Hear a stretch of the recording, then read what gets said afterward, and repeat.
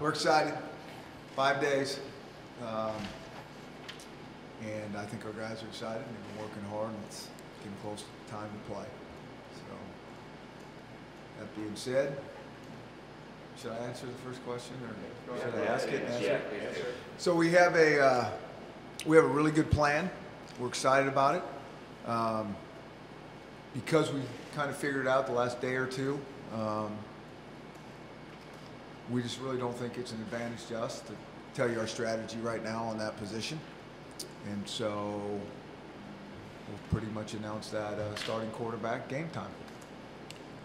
And if we thought it helped us, or if it was 3 weeks ago or a month ago, but because it's been so late, we don't really think that helps us a whole lot. So we'll just show up to the game and go with our plan. But we do feel good about our plan, and we'll go from there. So you named the starter, you just haven't announced it, is that correct? Correct. Yep. And it's just one guy who's not. Could two quarterbacks be used? 2 quarterbacks could, 3 could be used. Yep. We like I said, we've been looking at this obviously since spring, and every day since then, and analyzed every rep, and so we think we got a good plan going in this. I think we all feel good about it, and we go and we play and we see what happens and we make adjustments and go. But I think all the guys have done a really nice job of battling and getting better from top to bottom. Really, I'm proud of that group. But like our whole team, it's work in progress, and it's going to continue to be work in progress. We don't expect anybody to be perfect out there, but we do expect guys to improve and give us a chance. From your coach, how hard is it to tell 2 other guys that they're not the starter? What was the reaction? Well, here's what I think is that it's hard at any positions, but I also think we do that at every position. It's no different than at the quarterback position, which I think is, maybe somewhat unique. I mean, we take time to make sure we talk to our guys and say, hey, here's where we see, you at, where you are, Johnny, and this is what you need to do to improve your game. And so that's at all positions. And so we try to make a big deal about this is where you are, and nothing is set in stone. And we like competition to continue and just keep at them. And it's just interesting when you look over time, the kids that just hang in there and keep fighting, how that can happen in a good way. I mean, that's just, it's amazing how that usually turns out for guys that just keep fighting and keep competing and keep improving their game. Really a hard concept to get, though, because we're so hung up on what coaches think, how the other guys that they're competing against are doing. And so we really try to spend a lot of time talking to these guys about that. That's, if you can change your focus to just you and just keep doing your best, very often really good things happen for you at the end of the process. Chris, from your standpoint, why is it better to not publicly name a starter when you know there's going to be rumor and speculation kind of floating around between now and the time that it is made public? We would like rumor and speculation. As much as you can do for that, that'll help us. So we think that's part of what helps us. I mean, our guys know what's going on, and that's the important thing. And so 5 days before the game, that doesn't really help us a whole lot. And so come up with a bunch of different scenarios. That'd be good for us. By saying, though, that 3 quarterbacks could play, is it safe to say that Jake will not be redshirting this year? It is safe to say that we have a good plan, and on Friday you will see it.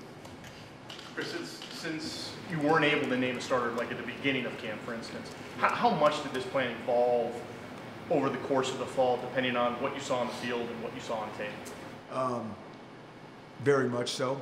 I mean, I think each day, what we did after a while was just try to back away from it and not talk about it every single day. Because there'd be kind of a string that we're thinking, hey, maybe this would be the best plan, a string of a few days, and then a few more days would go by and we'll say, well, this could happen. And so we've analyzed this thing ad nauseum. And I think at the end of the day, we just kind of all felt like, hey, this is our best plan going into this deal. And I think the coaches feel good about it. I think the quarterbacks were awesome about it. They really were. And away we go. With our latest caller, please hit *6 on your phone, please. Get some background noise. Thank you. Going into can you tell us what that atmosphere is going to be like going into Boise? Well, and did that weigh into your decision to? I think when a game is billed as the biggest game in school history, I don't think you have to do a lot of describing. I think usually those words just, take care of it. It's a great place to play. I mean, unbelievable home field advantage. Size of the stadium has nothing to do with it. It's a very passionate fans and a really good place to play a college football game. And so noise is a factor. Tough place to play. With the quarterbacks, was there, I guess, what ultimately did it come down to for you guys? And you'd said all along it was, there wasn't really much separation. Yeah.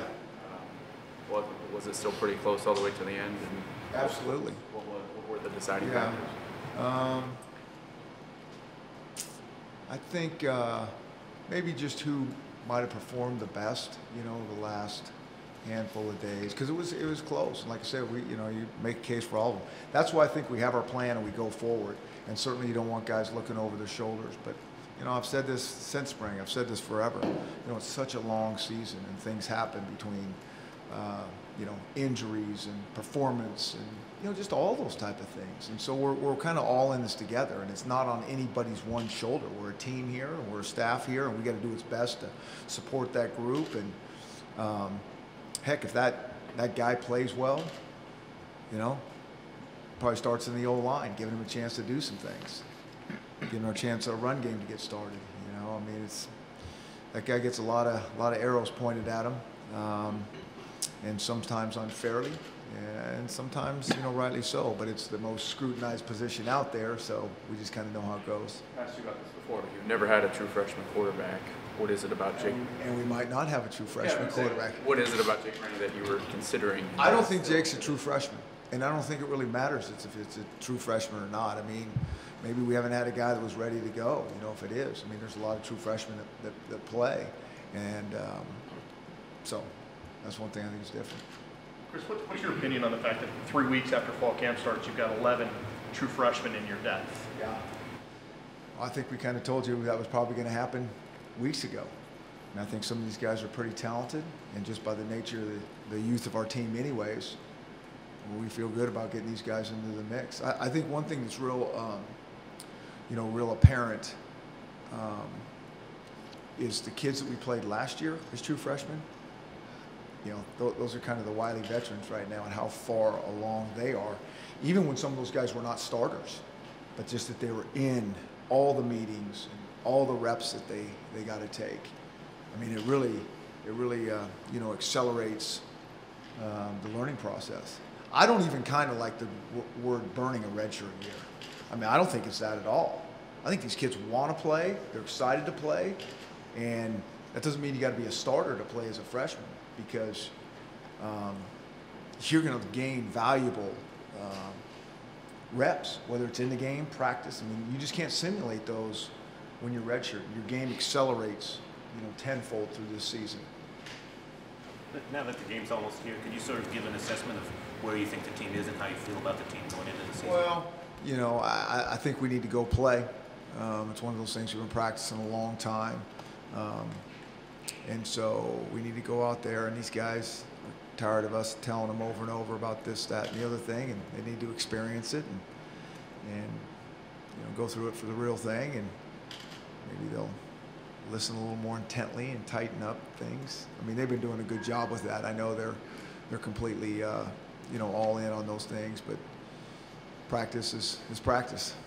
Is there a belief that despite what you lost and the guys in the NFL and everything, that you can win more games this year than you did last year? I think we can be a good team. I really do. I mean, I know what we have in that room, and I think, like I've said it before, if our kids will keep just playing for each other and keep getting better, and we all get so hung up on winning and losing, and that's the beauty of sports. At the end of that contest, you got the scoreboard right there, and most of the time it tells us we're great people or a bunch of big losers. And if we can stay away from that mentality and say, hey, we compete into what we're truly capable of, and where do we need to go from here? What do we need to make this process bigger and better? We'll get some things done. Coach, you mentioned last week both teams having similar styles. Did that weigh into this plan at quarterback not announcing the starter until game time? No, I think the only thing that weighed into it was that we just made the decision so late. And so at this point, it's like, it doesn't really help us right now. We'll just go to the game and play and put the guy out there that we think ready to go. Yeah. Running back, obviously Dwayne and LeVon both got both of the carries last year too. I mean, do you still envision that, I guess, at least for this first game, being the scenario going forward? And then also Myles Gaskin, obviously we know he had an impressive camp. What has he done, I guess, to earn that third string designation already? He's just had a great camp, Miles, speaking of. Every time we put him in there, some good things seem to happen. And, so he deserves to play. And, those other two guys had pretty solid years. And, again, another thing that we said ad nauseum is how much depth we need at that position. And we have a little depth right now, but we also know how fast that can change. We need those guys on special teams, those linebacker, running back type guys. And so, going into the season, we have a little bit of depth there. You talked a little bit about going back into Boise. I'm sure you know that personnel really, really well. That's got to help a little bit. Any idiosyncrasies about playing on that blue turf, knowing what to expect, and what kind of reception do you really expect going back there? You talking about for me? Yeah. I don't even think it. Yeah, I don't know what reception we're talking about. Those are the guys that play. So, and I think fans are fans. They're all about the Broncos. It has nothing to, they're against Washington. That's what I expect. What was your other question? Just about, their personnel really well, and then playing on the blue turf. Is there anything your guys need to know about playing on blue turf? Yeah, it's exactly the same as playing on green turf. Exactly. That I know for 100%. And the personnel is really good. I mean, that's why they're ranked where they're ranked. It reminds me a little bit of us a few years ago. Now, all those guys, so many of those kids played as young guys, and now they're juniors and seniors. Very, very similar. We played a bunch of those guys, which was a little bit uncommon for us over there at that time. And so those guys have played a lot of games, and they've won a lot of games, and that gives you great confidence. Is that similarity to the 13 team you had over there, the last team you had? Or going back?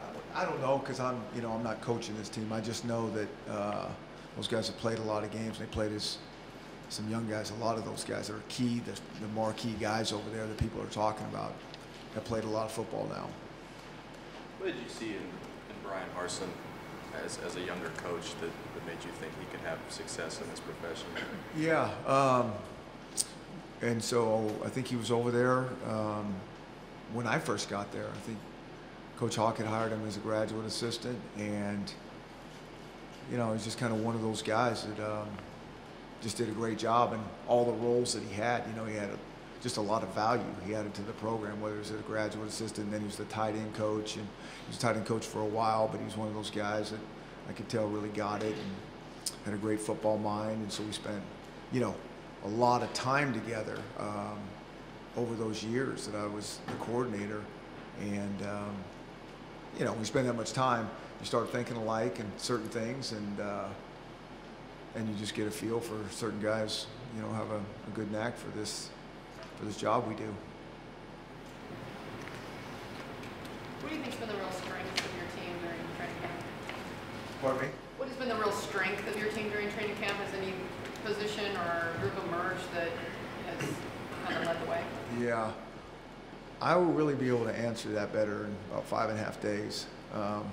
It's so hard when you're going against yourself, all the time. Is that really our strength, or what we're going against, is that our weakness a little bit? I think at times our defenses looked really, really good. But again, you play against your offense for a long time, and you start to, you know, if you get them on something one time kind of bad, they get it fixed pretty quickly. But I'm anxious to see those guys play and see how we hold up against you know, a pretty creative and explosive offense. Chris, is this a first for you in coaching that your starting quarterback is a secret before the ultra? Trying to think. You know this Probably. I mean, you know, I don't know the secret thing. You know,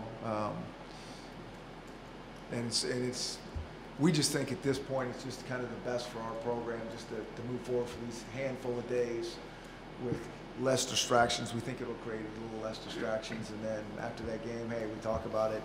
I'm sure we'll be talking about it all season long, every day that we talk.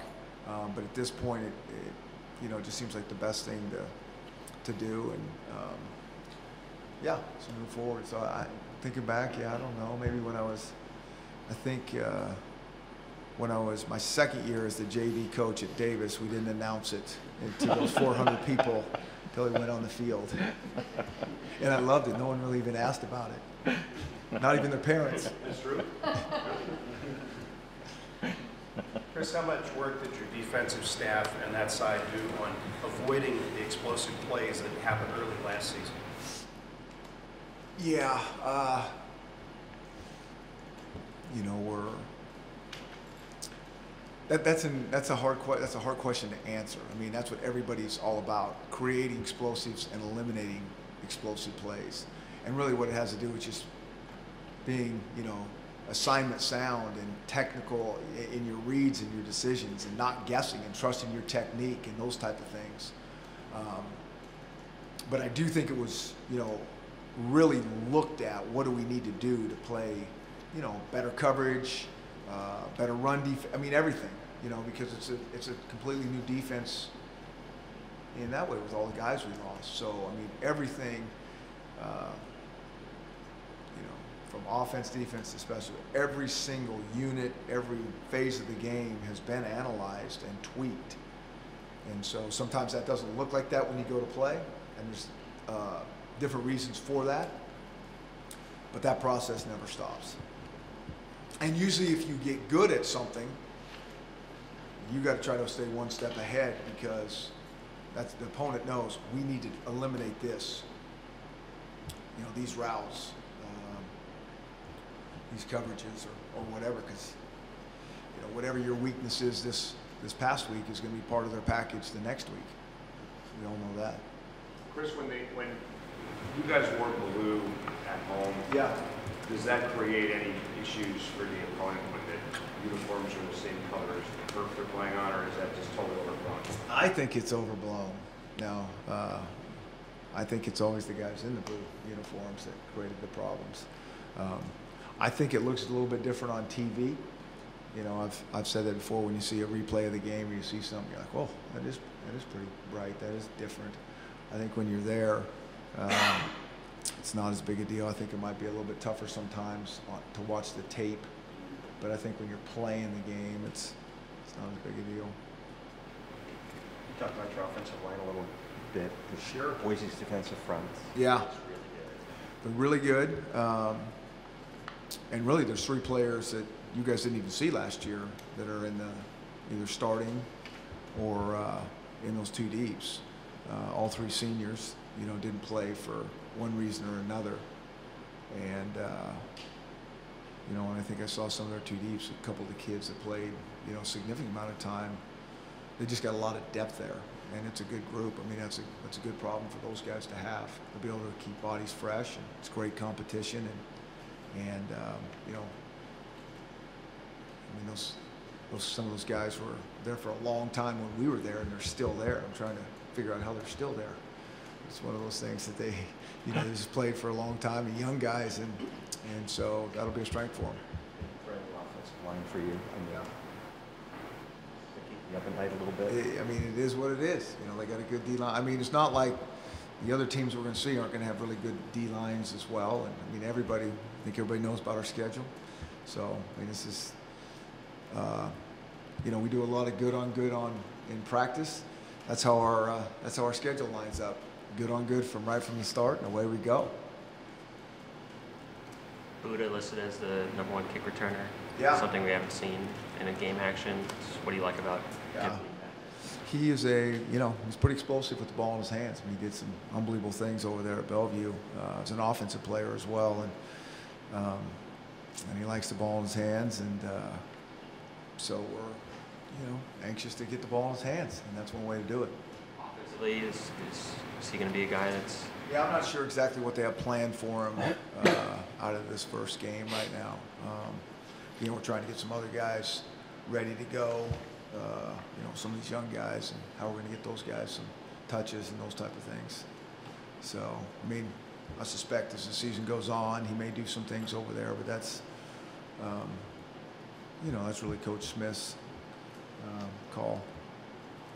Chris, how happy are you that this game's 5 days away as opposed to maybe 3 weeks and 5 days away? Yeah. I think we've been working so hard and so long on this. I think all coaches, in America right now are going, okay, it's time. Are we totally prepared to go? I think most coaches would say, yeah, I'll take another 3 weeks. But you just get to that point where it's like, we need to just go play.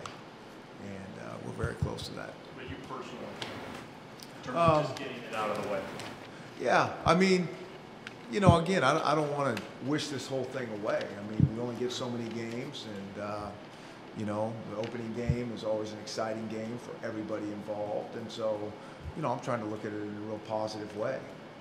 Playing a really good team, and going to a great environment in college football, and so those are all good things, and let's go enjoy this thing. Jadon making the number switch to #1, is that a strategic at all, or is that just his personal preference? No, so that Jadon's doing that in honor of John Ross. Those guys are very tight, and that's a hard thing for all of us to not have John this year. And John Ross has been spectacular. I can't tell you how positive that guy has been in this whole thing, and he's making, unbelievable recovery. It's one of those things where you're like, are we sure that this guy is not going to play? And I think a lot of it has to do with just his mentality and how positive he has been. The other thing is work along those lines. It's just some house cleaning things. We selected some captains. We didn't as coaches. The team did, and it was awesome to see, because I think those guys pick guys that we would really think should be team captains, and have done a great job since winter conditioning. And so let me see off the top of my head if I can get this, because I selected 6 of them. We didn't tell them to pick a number. We just said, who do you think? And it was very clear cut. These 6 guys jumped out, and it was Jeff Lindquist, Sifa Tafunga, Travis Feeney, Jadon Mickens, Tani Tupou, and make sure I'm not forgetting here. How many did I give you right there? Okay. Someone's going to be really mad at me. We're not recording this. Deontay Cooper. Yep. Besides John, is there anyone else that's out for Boise?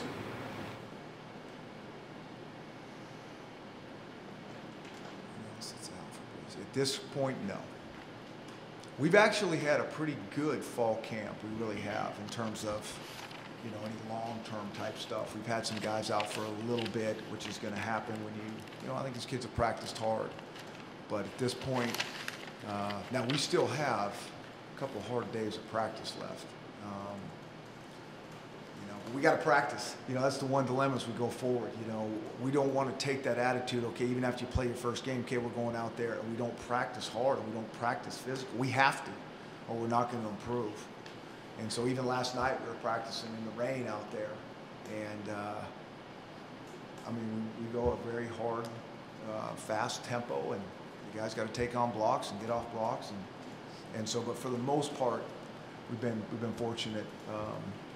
Through this whole fall camp. The one guy was Dexter, but that didn't have necessarily anything to do with just what happened in fall camp. That's a cumulative thing.